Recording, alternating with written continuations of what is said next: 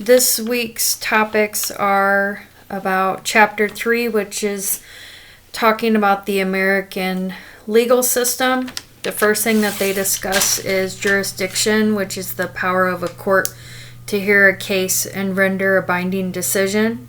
And then they go on to discuss what a plaintiff is, which is a party on whose behalf the complaint is filed.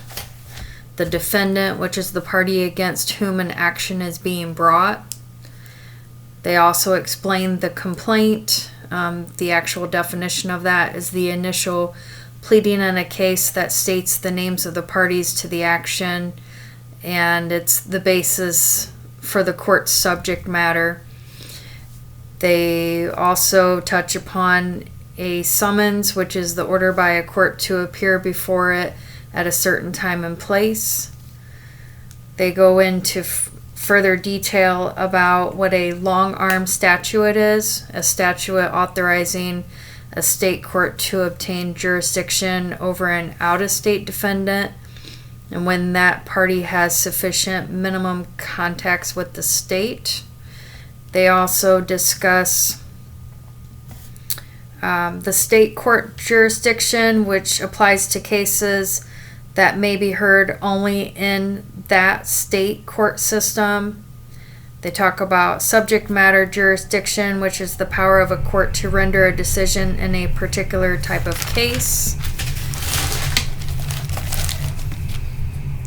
They also explain what the definition of a venue is when it comes to a court case.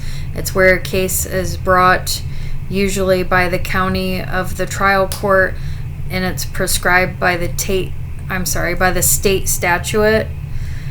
They also go into detail about the federal court system, stating the federal trial courts are the courts that are the U.S. district.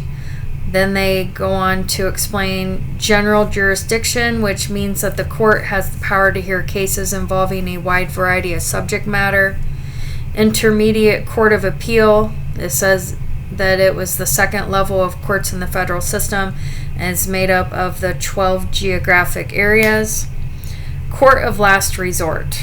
The U.S. Supreme Court is the final appellate court in the federal system. When they talk about the federal court system, they also discuss the federal trial courts, which are the U.S. district courts. They're divided into 96 districts, and each district has at least one trial court of general jurisdiction.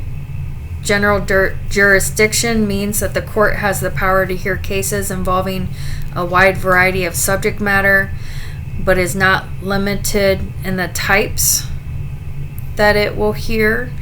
All cases to be heard in the federal system are filed in these courts, except those that Congress has established special trial courts of limited jurisdiction.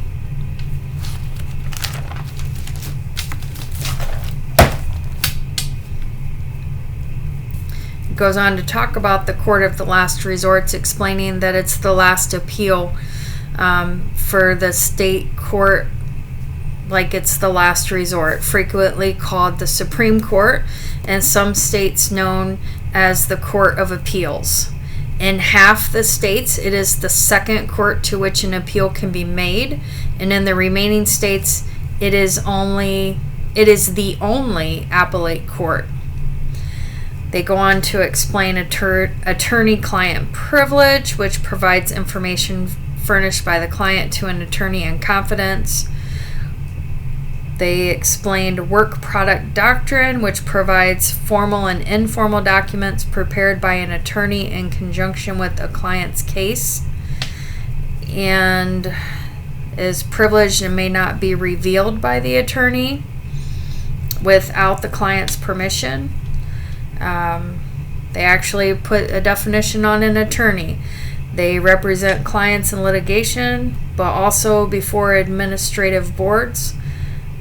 And they can also be representatives in front of administrative boards. Sorry, I said that wrong. They talked about judges, how they are there for trial court. They are to preside over the trial. One of the most important jobs, of course, is the actual ruling and deciding whether or not certain evidence would be admissible to the court. And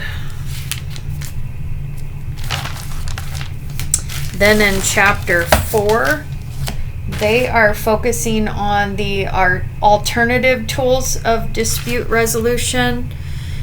And with that, the first thing that they bring up is ADR, which is alternative dispute resolution, resolving the legal disputes through methods other than litigation, such as negotiation and settlement, arbitration, mediation, private trials, mini trials.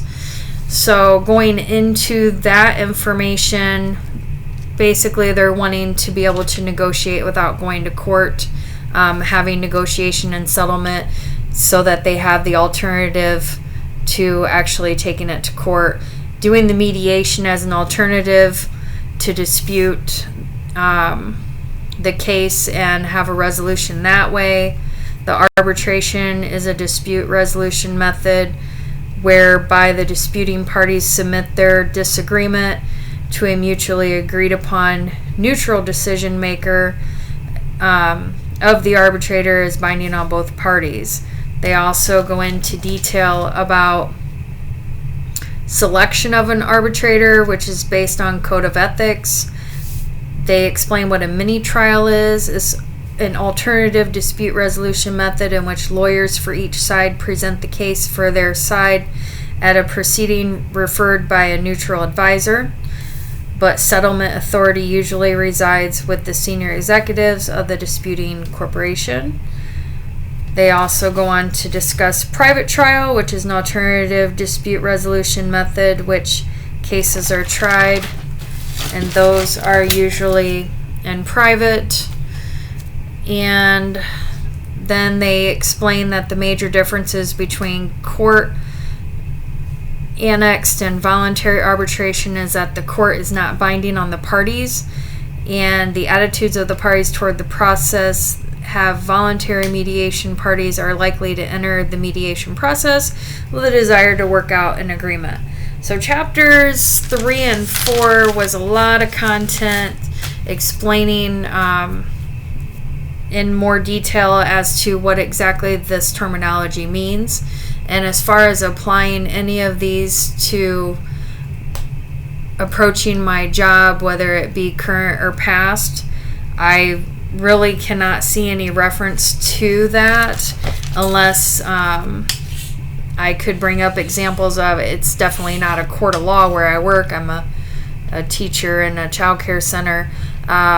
We do have where we meet in private with our supervisors if we have an issue with another employee or an issue with the job, and we do have that one-on-one resolution, and we definitely have group discussions as well to try to resolve issues.